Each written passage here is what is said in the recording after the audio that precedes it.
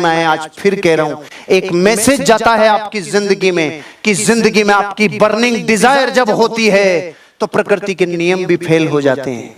एक घोड़ों की रेस थी, अलग अलग पंचायतों से घोड़े बुलवाए गए। एक पंचायत में घोड़ा नहीं था तो पंचायत ने कहा भाई साहब अपने गांव की इज्जत का सवाल है। उन्होंने बोला क्या किया जाए कि घोड़ा नहीं है, गधे को तैयार करो। अब उन्होंने पूरे गांव ने ढूंढा, गधों में हड़कंप मच गया और मरवा दिया, रे घोड़ों में भेजेंगे हमें। गधों में हड़कंप मच गया, गधों में हड़कंप मच गया, लेकिन फिर भी जो हृष्ट पुष्ट था ना गधा, थोड़ा सा घोड़े जैसा लगने वाला, उसको लिया। उसको लेके कि भाई तू कर सकता, वो कहता मरवाओगे रो, मत भेजो मत भेजो।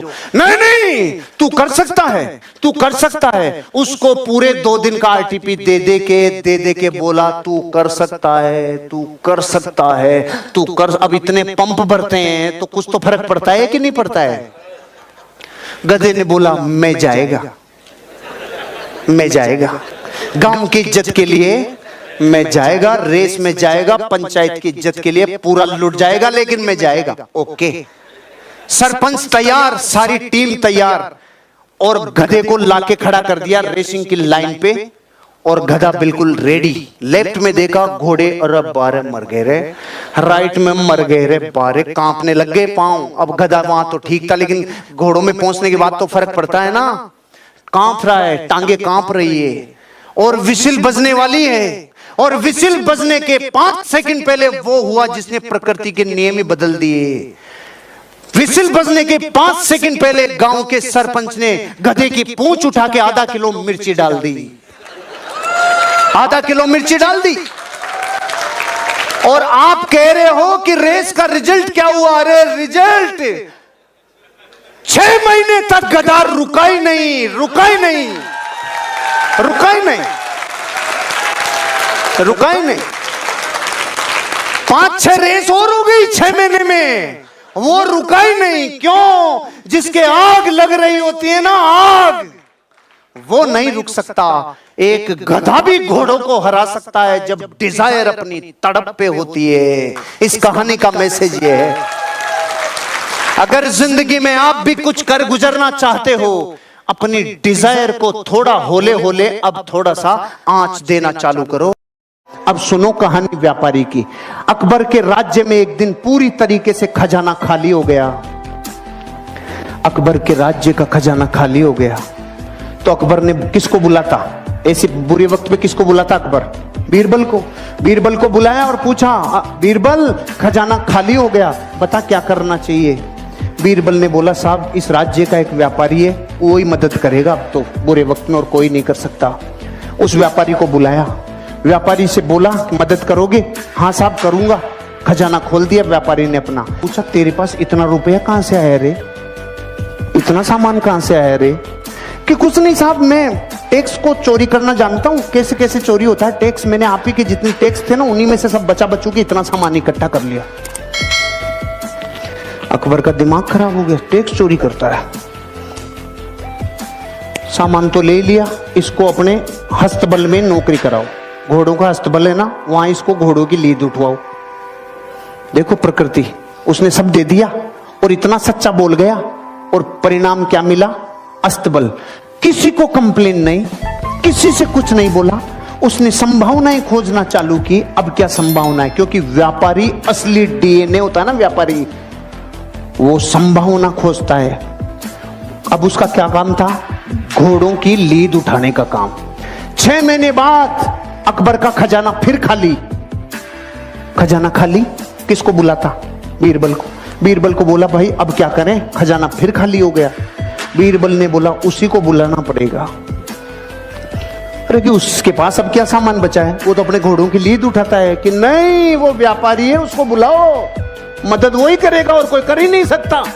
उसको वापस बुलाया, भाई खजाना खाली हो गया, कोई मदद कर सकता है? हाँ साहब लो, पहले से ज्यादा लो। अकबर ने बोला अब की बार कहां से लाया रे तू? कुछ नहीं साहब, आपके जितने भी घुड़सवार थे, जितने भी सेनापति थे, सब भ्रष्टाचारी थे। सारे भ्रष्टाचारियों को बोला तुम्हारी पोल खोल दूंगा, मुझे सही मुद्राएं, सोने की मुद्राएं देते जाओ, नहीं तुम्हारा गेम ओवर। वहीं से कमा लाया मैं तो भाई साहब। अकबर का गुस्सा चरम सीमा पे। इसको समुद्र के किनारे छोड़ के आओ जहां पे जहाज गिनेगा। इसका सारे दिन एक ही काम है, जहाज गिनेगा, कितने आए कितने गए। ठीक है भाई साहब, वो वहां गया। 6 महीने बाद अकबर का खजाना फिर खाली। अकबर ने बोला बीरबल अब क्या करें, उसी को बुलाना पड़ेगा। अरे उसके पास तो निचोड़ लिया, अब क्या बचा है। कुछ भी हो जाए, बुरे वक्त पे देश को चलाने के लिए व्यापारी की जरूरत है। अरे कि सच में कि हाँ बुलाओ भाई, मदद करेगा। हाँ साहब पहले से डबल ले लो।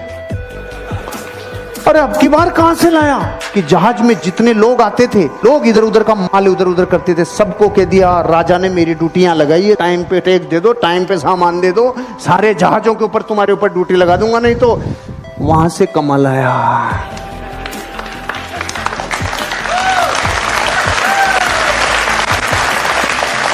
अगर मूर्ख होता और डीएनए व्यापारी का नहीं होता तो रोता रे।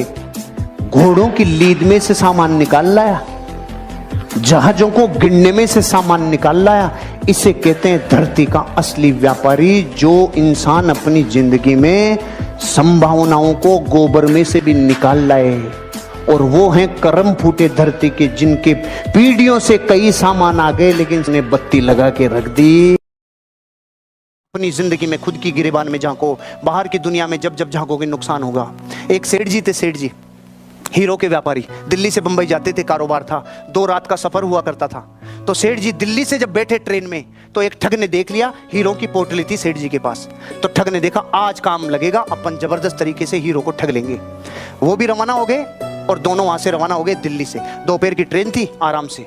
शाम का जैसे वक्त आया, चोर 7-8 बजे सो गया, क्योंकि रात को जागना था, चोर को तो जागना था, कार्यक्रम लगाना था कि भाई चोरी करेंगे।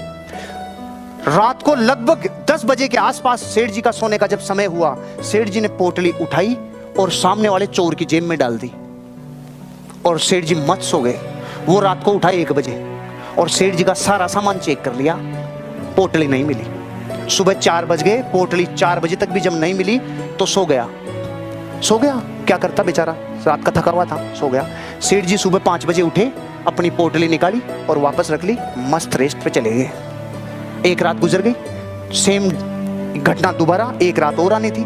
चोर वापस वही 7-8 बजे सो गया, सेठ जी वापस वही रात के 10 बजे, पोटली निकाली, सामने वाले की सेफ अलमारी में डाल दी, सो गए। वो 1 बजे उठा, सब तरफ से चेक कर लिया, सुबह 5 बज गए, कोई पोटली नहीं मिली, थक के सो गया। सेठ जी ने सुबह 5 बजे वापस अपनी पोटली निकाली, अपनी जेब में डाली और 8 बजे मुंबई सेंट्रल पे दोनों की मीटिंग शुरू हुई। अब चोर ने बोला, बापू मैं चोरी छोड़ दूंगा, मेरा बाप भी छोड़ देगा, मेरा खानदान चोरी छोड़ देगा, मेरा मोहल्ला, मेरी पूरा नगर चोरी छोड़ देगा। तू सिर्फ ये बता दे दादा, तूने छिपाई किधर थी, तूने छिपाई किधर थी।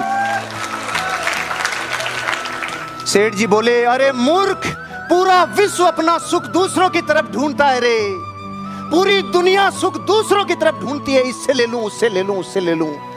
अरे तूने एक बार अपनी गिरेबान में झांक के देख लिया होता तो तू चोर नहीं था, तू मालिक था रे, मालिक, मालिक था तू।